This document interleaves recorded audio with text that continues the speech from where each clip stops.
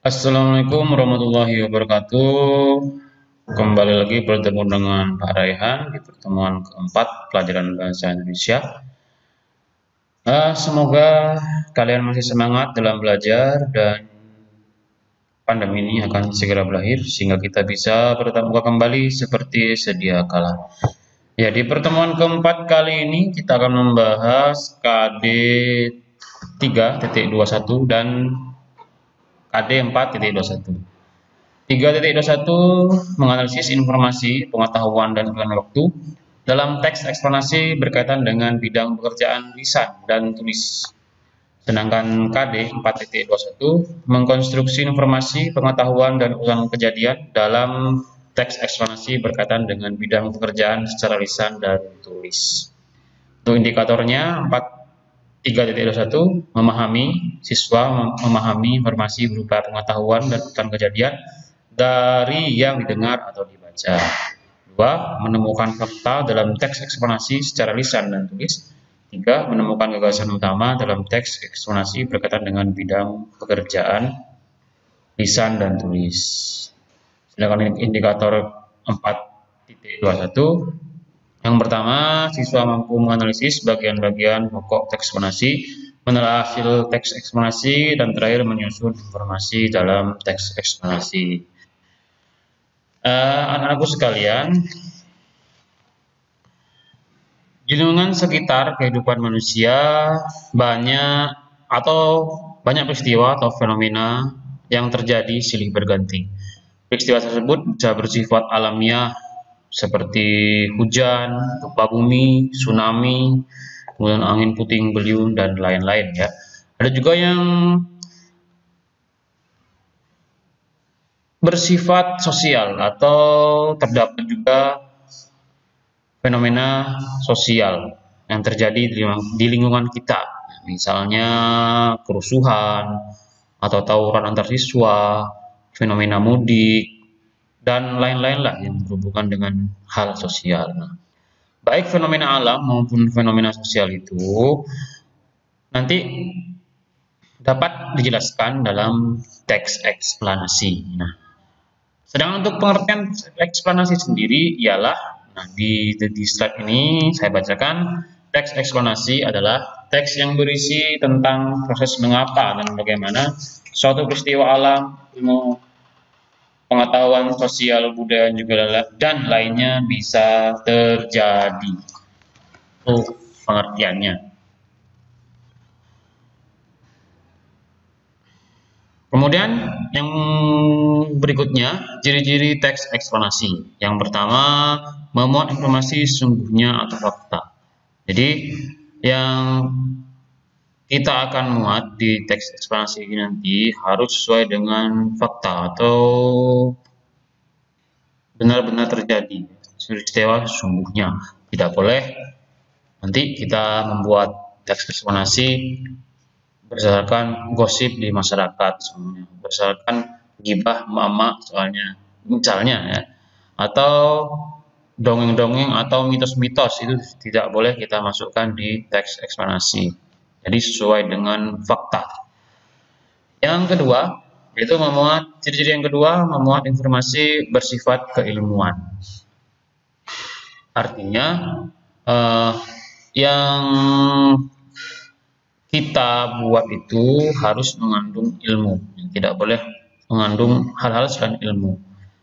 Misalnya hal yang membuat orang menjadi menjadi jahat, misalnya membuat orang-orang menjadi iri dengki dan lain-lain, itu kita hindari itu. Jadi semua harus bersifat keilmuan yang berguna bagi pembaca, bagi masyarakat. Kemudian ciri-ciri kedua, menjelaskan suatu kondisi atau fenomena. Penting ya, karena pengertian eksplanasi sendiri tadi sudah saya jelaskan, yaitu suatu fenomena, untuk menjelaskan suatu fenomena alam yang atau sosial yang terjadi di sekitar kita. Kemudian ciri-ciri yang terakhir, strukturnya terdiri atas pernyataan umum, proses, dan penutup. Untuk struktur ini nanti akan saya jelaskan di pertemuan kelima. Jadi di pertemuan kelima nanti ya, Saya harap kalian bisa mengikuti dan menonton video ini. Kemudian untuk identifikasi informasi dalam teks eksponasi. Yang pertama, fakta dalam teks eksponasi. Nah, teks eksponasi menjelaskan proses fenomena alam dan fenomena sosial yang disusun berdasarkan fakta dan benar-benar terjadi. Sudah saya jelaskan tadi, bukan berdasarkan dari gosip atau gibah atau dongeng atau mitos, harus sesuai dengan fakta-fakta yang dapat dibuktikan secara ilmiah. Contohnya, ini contoh teks eksplanasi. Ikan paus yaitu satu-satunya mamalia terbesar yang hidup di dalam air maupun di daratan. Bobot berat ikan ini yang pernah tercatat yaitu ikan paus biru yang beratnya mencapai 7 ton dengan panjang sekitar 1000 meter. Monster air tersebut hidup di samudera yang luas dengan menggunakan ribuan binatang kecil ibarat ikan dan plankton sebagai makanannya. Ini ada kelanjutannya, sebagai makanannya.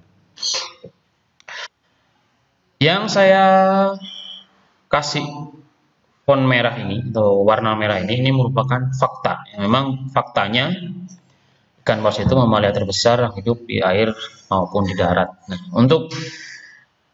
karena tidak ada lagi hewan yang sebesar ini di dunia ini. Ada mungkin tapi belum ditemukan. Satu-satunya hewan terbesar di darat yaitu gajah, tapi masih lebih besar ikan paus ini. Kemudian identifikasi berikutnya, gagasan pokok dalam teks ekspansi. Teks ekspansi dikembangkan berdasarkan gagasan utama atau ide pokok. Gagasan utama adalah gagasan yang dijadikan dasar dalam mengembangkan kalimat. Jadi itu pengertian gagasan utama atau gagasan pokok yang saya tebalkan itu tulisannya.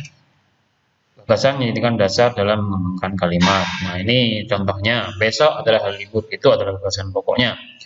Kemudian setelah gagasan pokok ini adalah gagasan penjelas. Artinya gagasan penjelas itu adalah gagasan-gagasan untuk menjelaskan gagasan utamanya yang berwarna merah ini. Nah, besok adalah hari libur. Budi dan teman-teman berencana untuk pergi bermain di pantai mencari kerang. Budi dan teman-teman biasa bermain di pantai sepulang sekolah, tapi karena besok adalah hari libur, Budi dan teman-teman bisa bermain di pantai sejak pagi hari. Nah, ini ya, nah yang merah ini gagasan pokoknya, kemudian setelahnya itu adalah gagasan penjelas. Ya, mungkin cukup itu saja penjelasan dari Pak Guru pada pertemuan keempat kali ini.